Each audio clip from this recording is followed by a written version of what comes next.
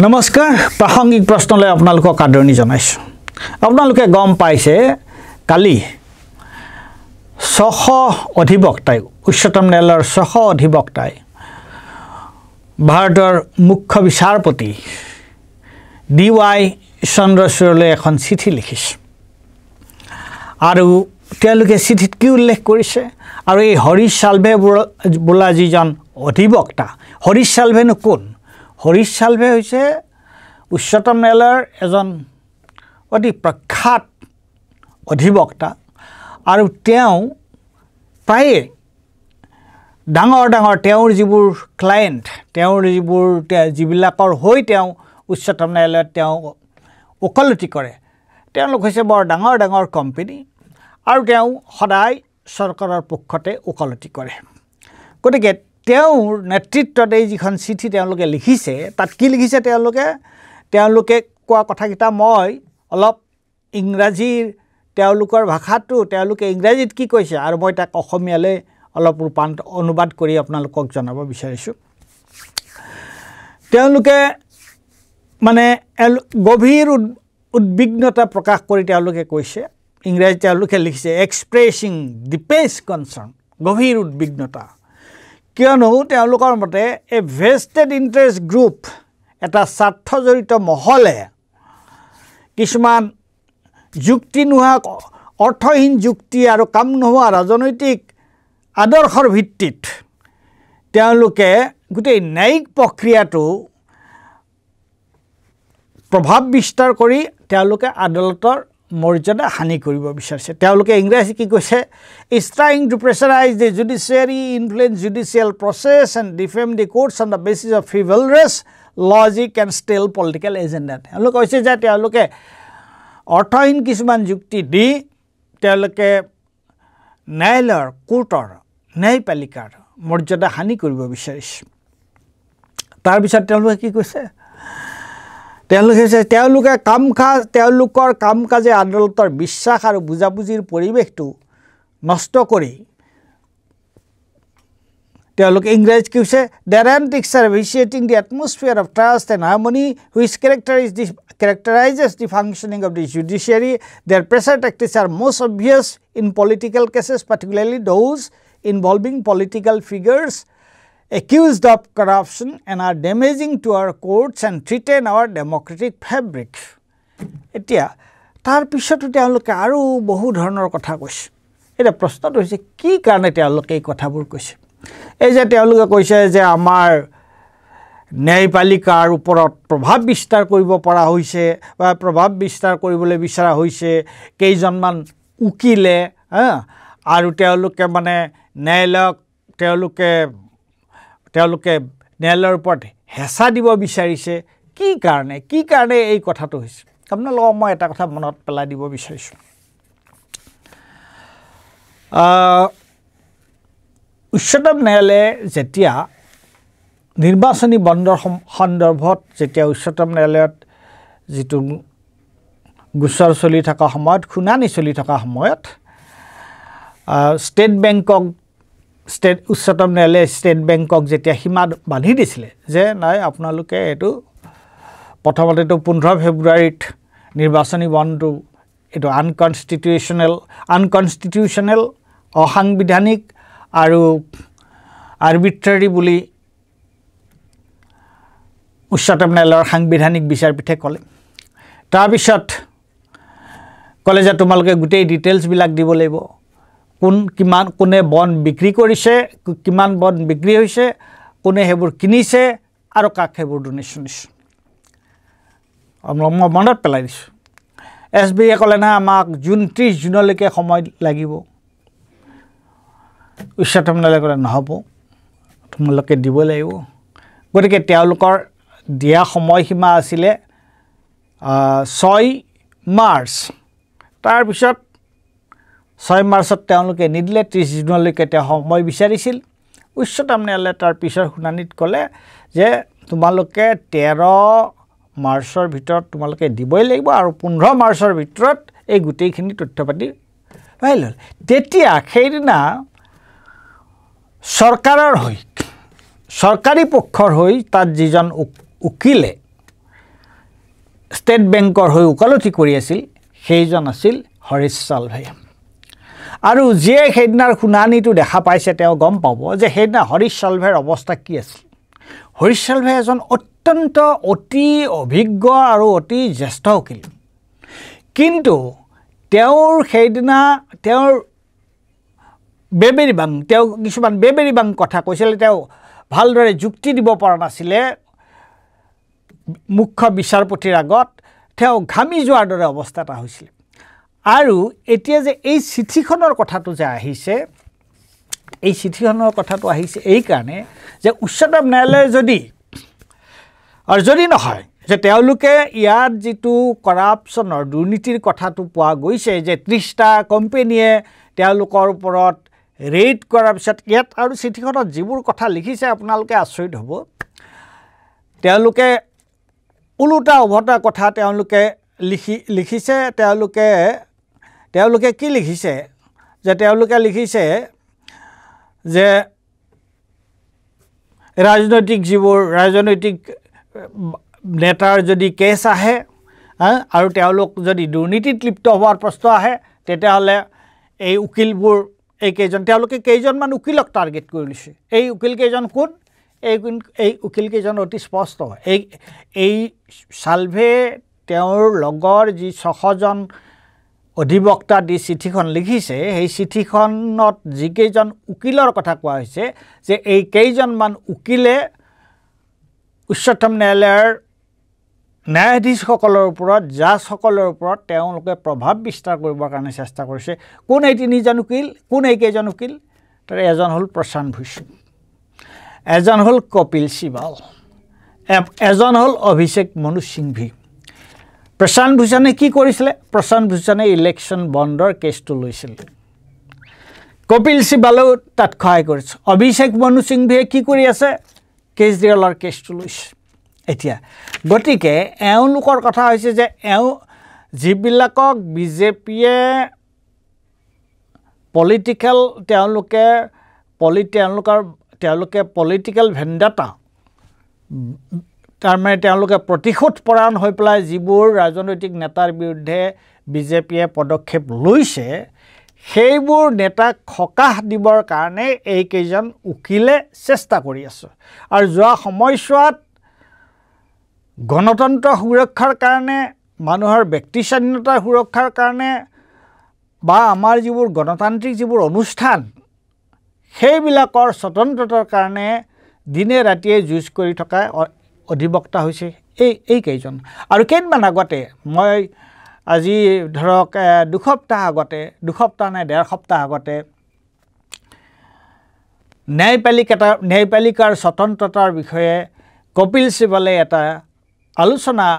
কৰিছিলে আৰু সেই আলোচনাত কেইজনমান উকিল আছিল তাৰে এজন আছিলে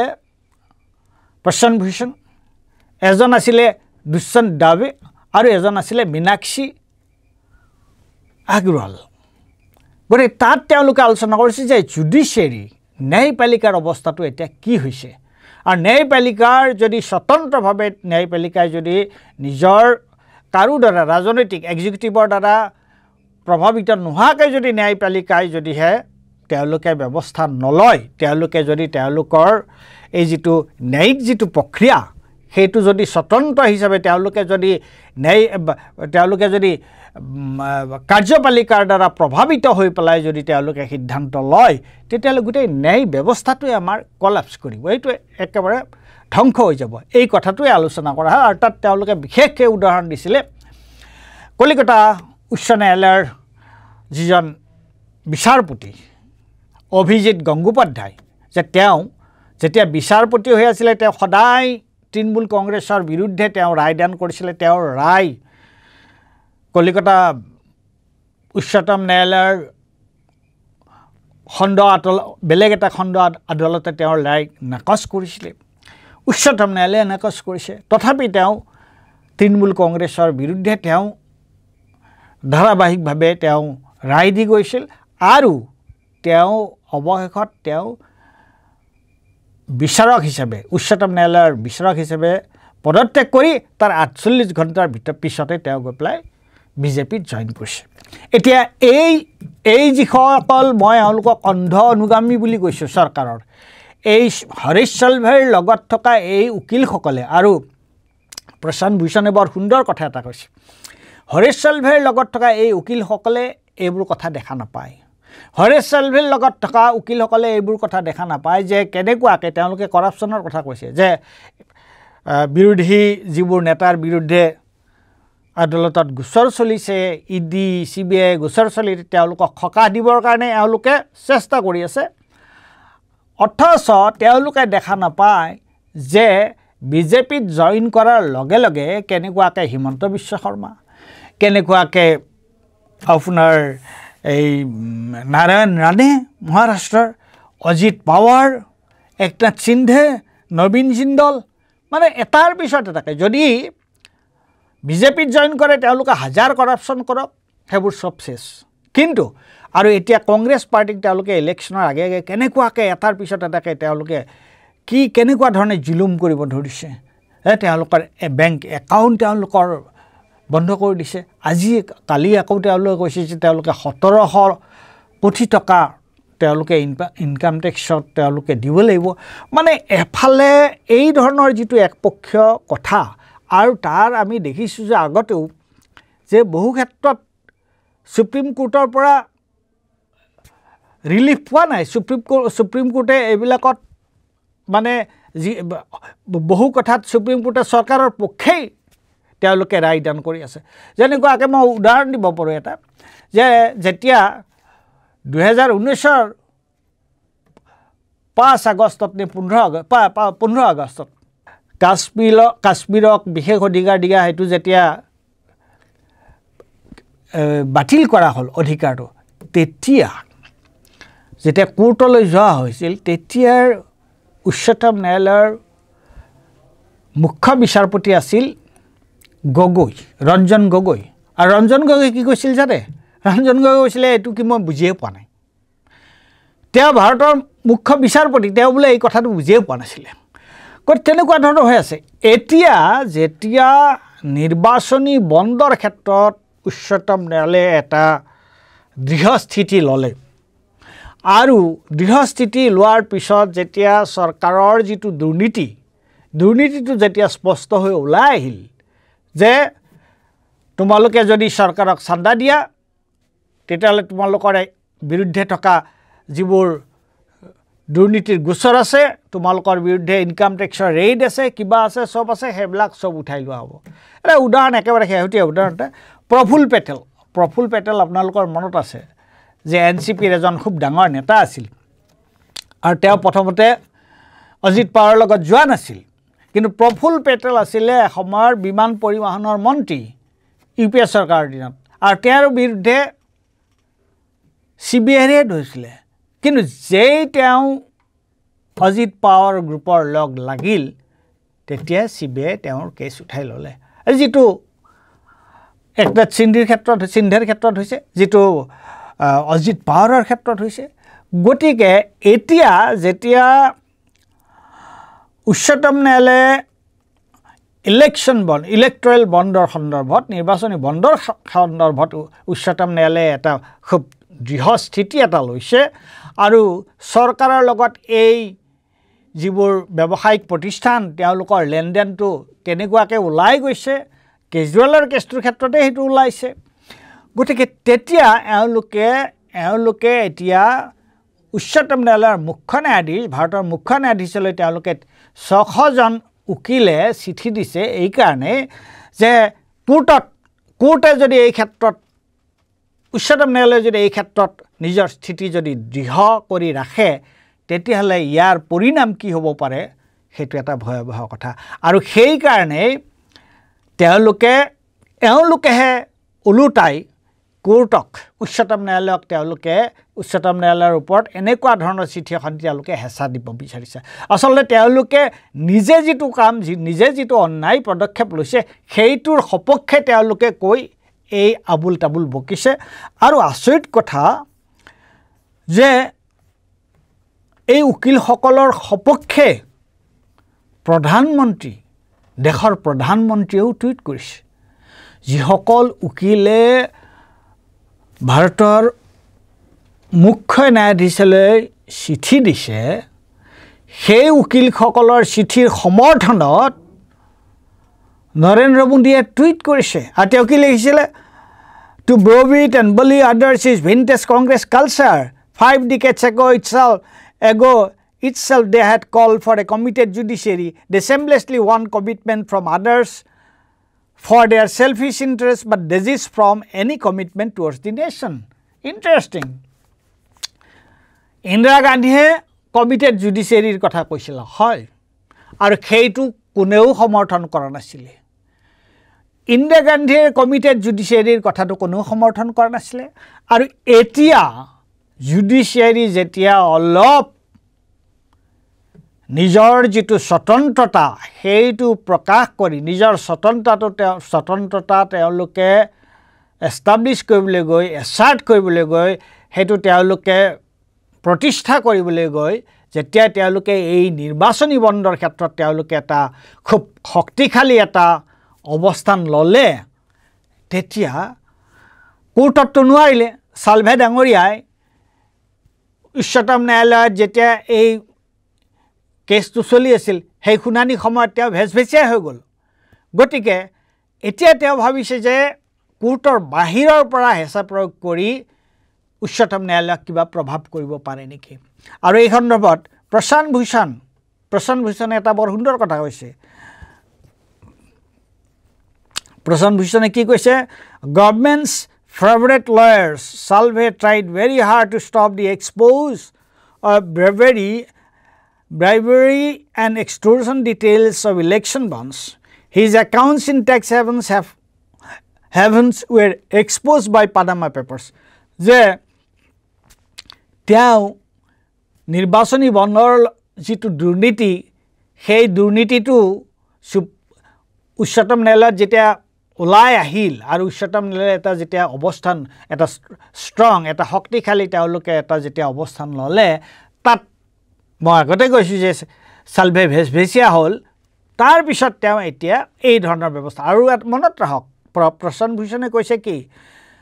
যে পানামা পেপাৰছত